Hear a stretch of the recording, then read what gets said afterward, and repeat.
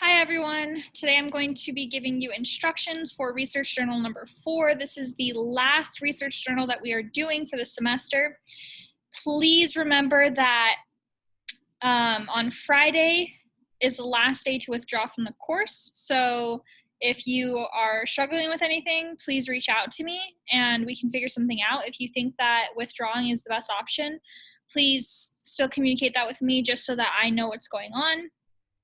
But I'm trying to be as understanding as possible and just help everyone make it through the end of the semester. I know it's been really hard, so we're almost there though.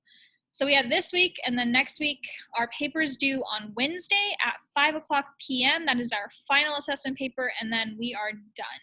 So this week is very focused on that final draft. So I'm going to pull up the instructions, which will be available in a Word document on Blackboard as well, but I'm going to go over it in this video so that you guys can hear me talk about it more in depth.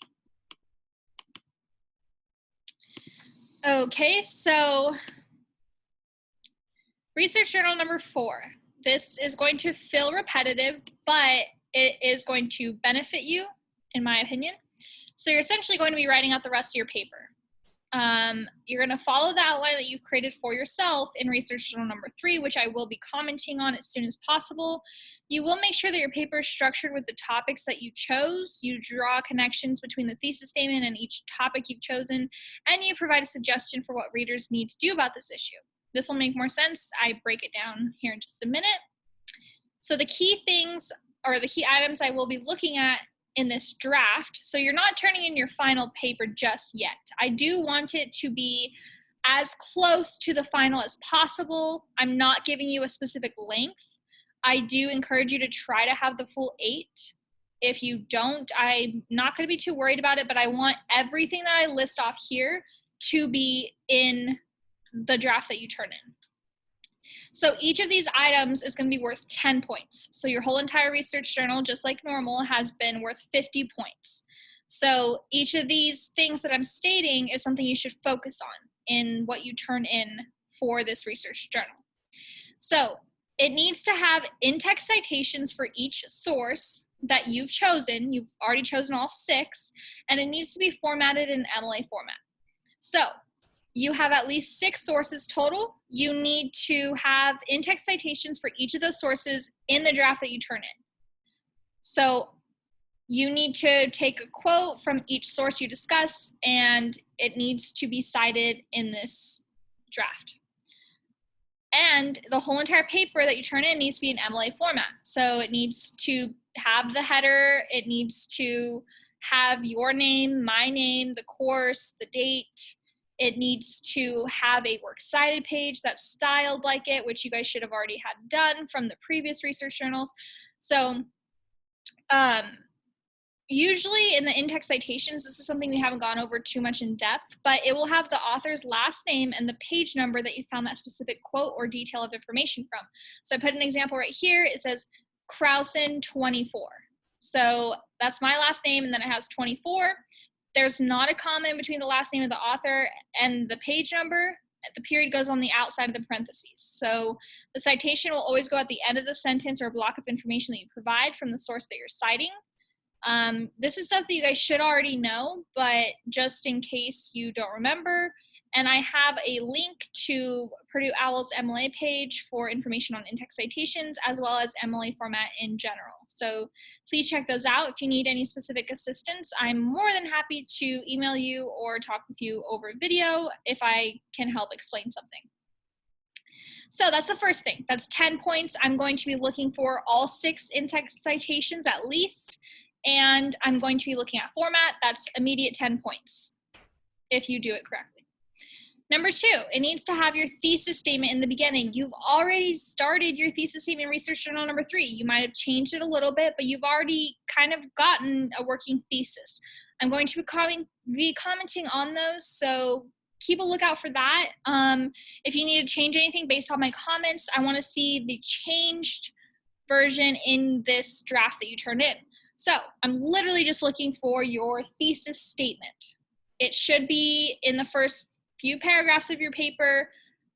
It doesn't necessarily need to be in the first paragraph, but that's usually where I go with it. If you have a different organization style, it might be further in a few paragraphs, but for the most part, it's going to be higher up. It can't be at the end. It can't be in the body. So each paragraph needs to have one sentence that connects back to the thesis statement. Oh, also note, having your thesis statement in this draft is literally worth 10 points just for having it in there. And it should be revised from the comments I've already given. So if it's organized well, then you'll get full 10 points. If you don't take my comments from research journal number 3, you might not get as good of a grade.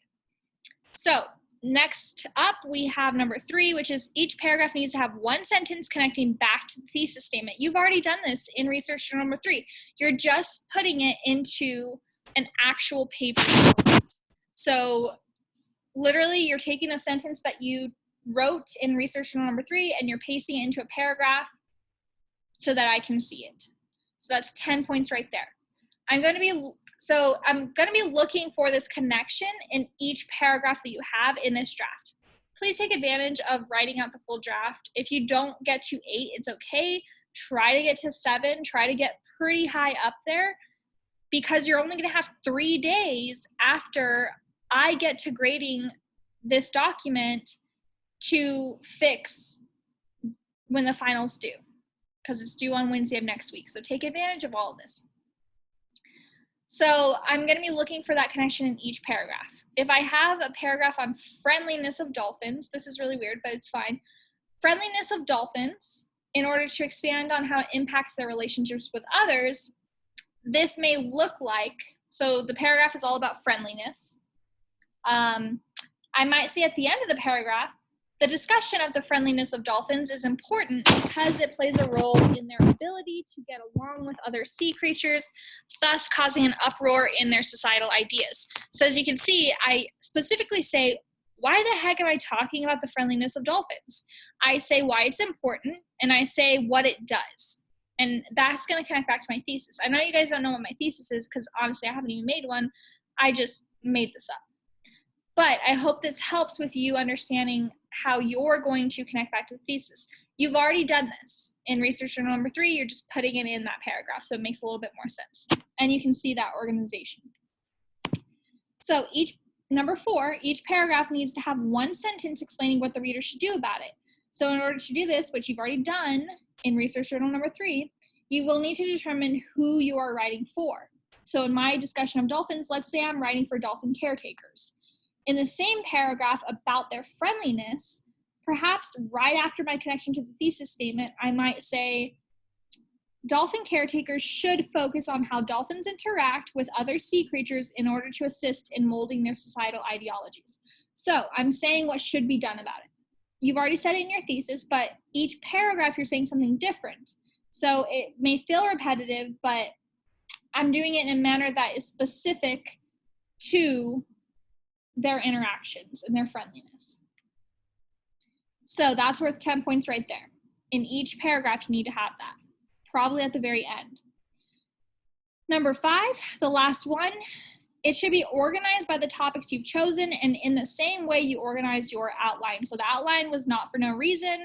It's to help organize the body of your paper with the topics that you've listed in your thesis statement. So let's say that my thesis statement contains 3 topics in this order. This is about dolphins: friendliness, dietary habits, and mating habits. So since I introduced friendliness first, I need to introduce the topic of friendliness in my body of my paragraph first, in the body of my essay first. So I've listed friendliness first in my thesis. I'm going to talk about friendliness first in my body paragraph. Then I listed dietary habits in my thesis. I'm going to talk about dietary habits in my body paragraph. And of course, I listed mating habits third. I'm going to talk about it last in my body paragraph. And then you're going to have a conclusion. You don't need to have this in this research journal, but if you do have it, it will benefit you because I can comment on it and let you know what I think about it. But for the most part, if you have this organization, you're going to do really good. So that's all 50 points altogether, depending on how much you elaborate, how well you do it, if you do it correctly, so on and so forth. So it's a pretty simple research journal. It's just a lot of work. So I'm going to take this off. But yeah, it's a simple research journal. It's basically you just working on your paper, due by Sunday at midnight, and I will get to my comments on these by Monday, and you will have Monday, well, probably half of Monday, Tuesday, and then until 5 p.m. on Wednesday to finish it up, do any revisions. I will probably be looking for grammar. I won't grade your research journal on grammar, but I will be looking out for it so that I can correct it before you turn in your final paper. And just remember that you need to be turning in anything that you have missing if you want to get your grade up. I will be understanding about it at this point. I want you guys to succeed, but that's about it. So we really don't have much time. We have 1 week and 2 days to get your final paper in. So please do that. Please reach out if you need anything. I'm here always. I hope that you guys are doing okay. Just a little bit longer, just a little bit more of a push. I hope you guys have a fantastic week.